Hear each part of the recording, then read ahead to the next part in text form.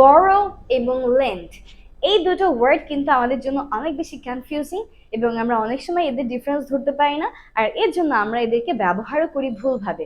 আজকের এই শর্ট লেসনে আমরা শিখে নিব বড় ওয়ার্ড দিয়ে আসলে কি বোঝায়, লেন্থ দিয়ে কি বোঝায়, এবং এদেরকে দিয়ে আমরা সেন্টেন্স কিভাবে ইউজ করতে পারি, তার মানে এদের ইন্ডিভিজুয়াল মিনিং গুলো আসলে কি। চলুন আমরা আমাদের লেসনে চলে যাই। সো বড় এবং লেন্থ এ দুটোই কিন্তু ভার্ব। বড় একটা ভার্ব, লেন্থ আর একটা verb.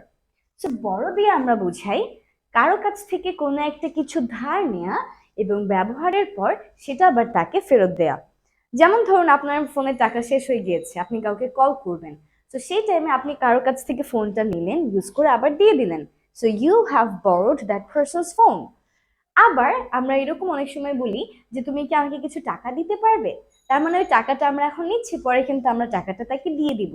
So borrow means to take something, to take something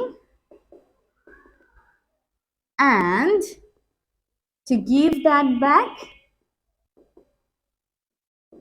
after using. ওকে, তার মানে কোনো একটা কিছু নেওয়া এবং ব্যবহার করার পর সেটাকে ফেরত দেয়া।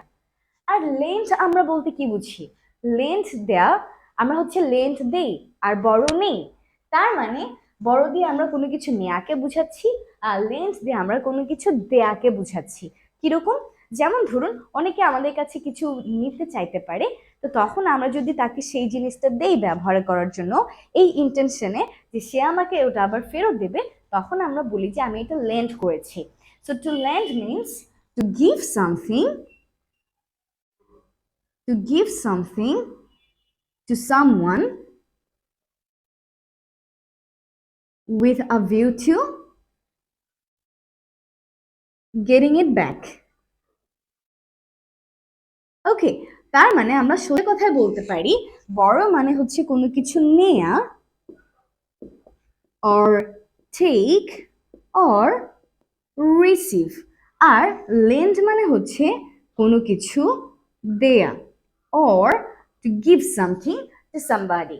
তো আমরা এদেরকে সেন্টেন্সে কিভাবে ইউজ করতে পারি?